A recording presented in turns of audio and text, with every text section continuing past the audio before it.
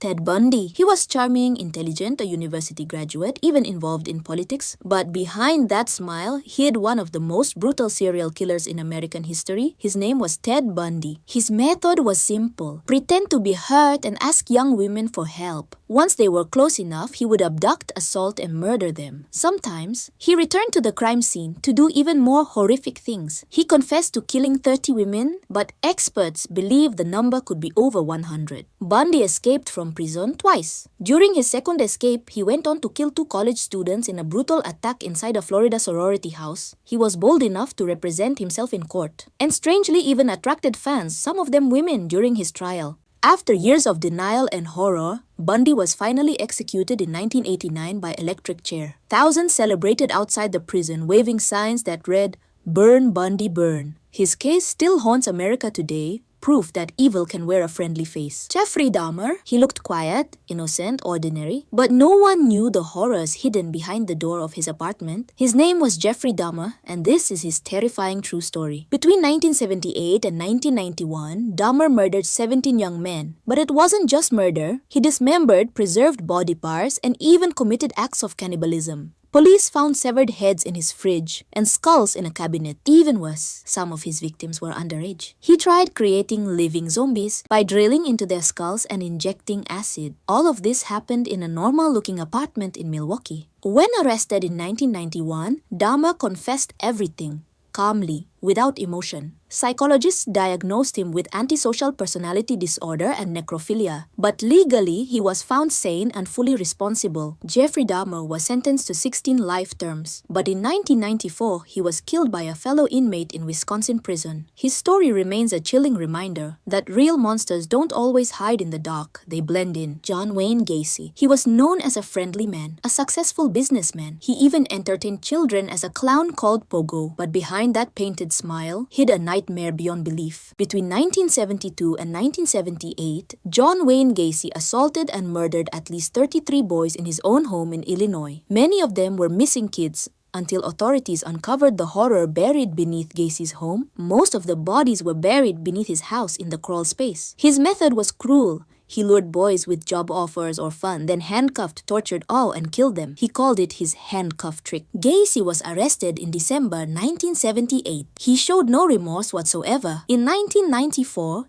he was executed by lethal injection. His final words were, "Kiss my ass." And just like that, ended the tale of the killer clown, whose face would haunt America's criminal history forever. Gary Ridgway. He looked ordinary, just a factory worker, nothing special. But no one knew. This man would become the most prolific serial killer in US history. His name was Gary Ridgway, the Green River Killer. Between 1982 and 1998, Ridgway murdered at least 49 women, mostly sex workers and runaway teens. He would pick them up, strangle them, and dump their bodies near the Green River. Some victims were found years later, reduced to bones. Police hunted him for 2 decades, but he hid behind a normal life. He had a job, a wife. Neighbors thought he was polite and harmless. But in 2001, DNA evidence finally revealed the truth. Gary Ridgway confessed to 49 murders but claimed his actual number was over 70. He was sentenced to life in prison, no chance of release. In court, his face showed no remorse.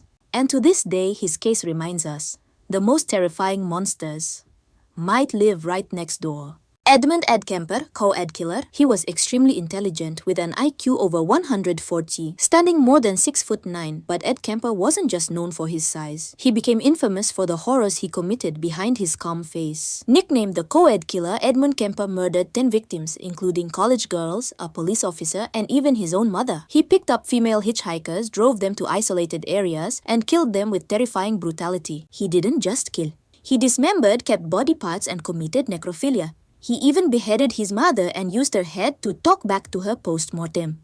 In 1973, Ed Kemper turned himself in, calmly confessing everything. What shocked investigators was his cold, detailed, and articulate explanation, as if giving a lecture. He's now serving life in prison without parole, and his case remains one of the most iconic studies in criminal psychology and psychopathy. Dennis Rader, BTK killer. He was a church president, a family man, worked for the local government, but behind the mask of righteousness was a cold-blooded serial killer who haunted Kansas for over 30 years. His name was Dennis Rader, known as the BTK killer, which stood for bind, torture, kill. Between 1974 and 1991, he murdered 10 people, including men, women, and children. He tied them up, tortured them, killed them, and mailed letters to media and police, bragging about his crimes. After going silent for years, BTK resurfaced in 2004, sending a floppy disk to the police. What he didn't know, that disk contained metadata, which led directly to him, Dennis Rader. When caught, Rader confessed everything, calmly and coldly, like reading a report. He was sentenced to 10 consecutive life sentences without parole. His case remains one of the most chilling reminders that real monsters can hide behind a smile,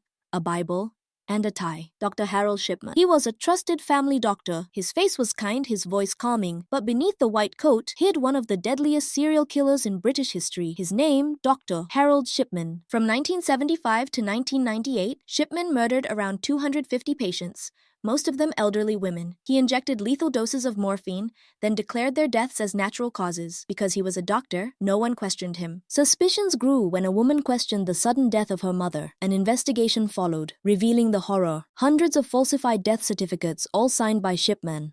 In 2000, Harold Shipman was sentenced to 15 life terms. He never apologized. And in 2004, he was found hanged in his prison cell. To this day, he is remembered as Dr. Death.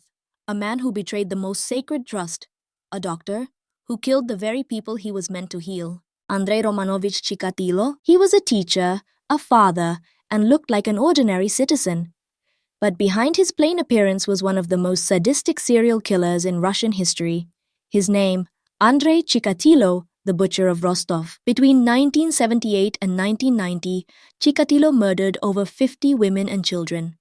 He lured them from train stations and markets into the woods. There, he would attack with terrifying brutality, beatings, stabbings, even cannibalism. For years, police failed to catch him. An innocent man was even executed for Chikatilo's crimes, while the real killer continued. It was a catastrophic failure that shook public trust in Soviet law enforcement. He was finally arrested in 1990 and confessed to killing 56 victims. He spoke calmly, without remorse, describing his acts with disturbing clarity. In 1994, Chikatilo was executed with a single bullet to the head. To this day, he is remembered as the embodiment of evil, hidden behind an ordinary face. He was known as a polite, muscular man, active in the community, attending prayers, respected by neighbors, but no one knew. Behind that calm demeanor hid a cold-blooded serial killer. In 2008, police discovered a dismembered male body inside a suitcase in Depok, Indonesia. The investigation led to Very Idam Henyansya, a man from Jombang. Once arrested, he confessed to killing 11 people, most of them men, some of whom were his former male partners. Even more horrifying, police uncovered multiple sets of bones buried in his family's yard.